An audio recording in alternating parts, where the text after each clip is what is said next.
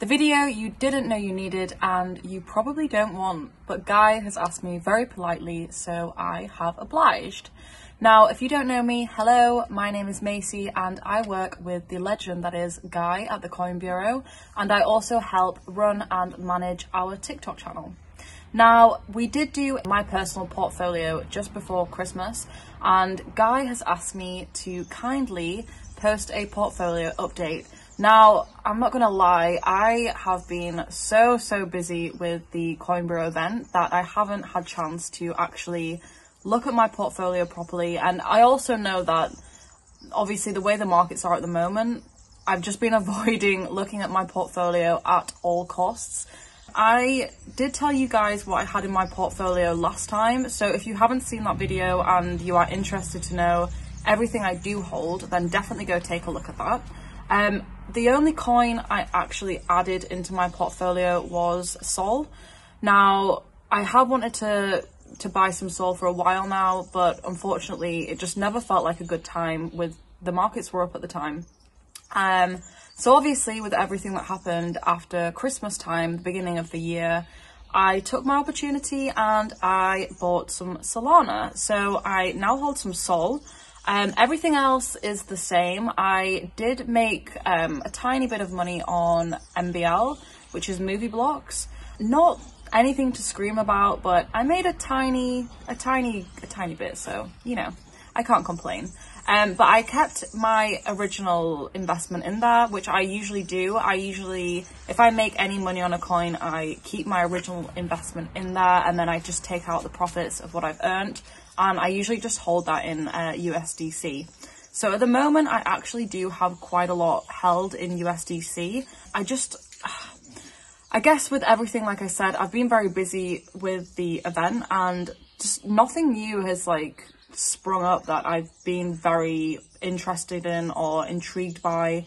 I think at the moment, I'm sort of very keen to stick with my favorites. Whenever I have invested in anything in the past, to be honest, I get quite a lot of inspiration. I'm very lucky that I get to work at the Coin Bureau and I'm in the office every day with Guy. We have obviously different people in the office. We have people who are interested in altcoins. We have Guy who's interested in everything. And we have our NFT experts who are obviously interested in the NFT space and the metaverse and all that kind of jazz. So anything I have invested in, I usually hear someone else in the office talking about a project they're very interested in, or something new, some new developments happened within that project, and they're gonna invest in it. So I take myself off and I do my own research, which you always have to do, and if I feel like the project has some value or it's got a real purpose, then I will also invest in that project.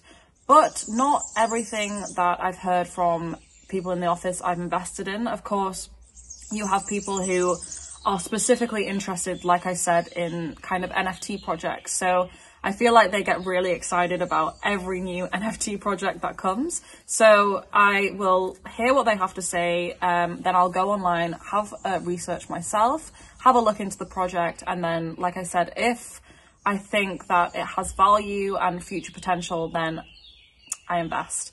But otherwise, if I feel like it doesn't really have a purpose, then I don't. And I feel like at the moment there isn't anything that's really popping up which brings anything new. So that's why I haven't really been intrigued by anything and I haven't bought into anything else. So yeah, but I'm going to, because I haven't actually checked my portfolio, now I'm gonna have a look. And I'm starting to wonder, because Guy was very keen for me to do this video, and I know for a fact he knows I haven't been checking my portfolio. He checks the markets way more than I do at the moment, and I feel like his sadistic mind might be playing a little trick on me. He might be wanting me to have a look and basically freak out. Bring me back to earth, basically. But I hope not. In fact, the last time I actually looked at my portfolio was when movie blocks went up and I took some of the profits out. So let's have a look at my portfolio.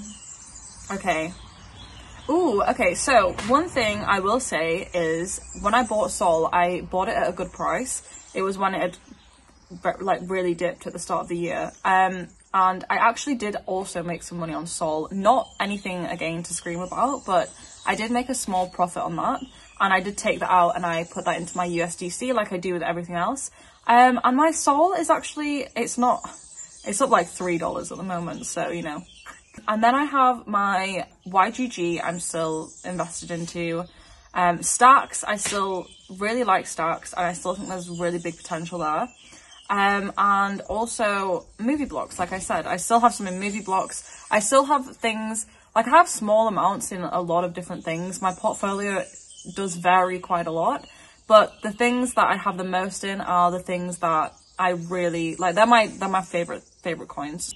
I mean, I'm gonna hold everything right now because, you know, if you sell right now, it's pretty pointless. You're gonna lose out on money.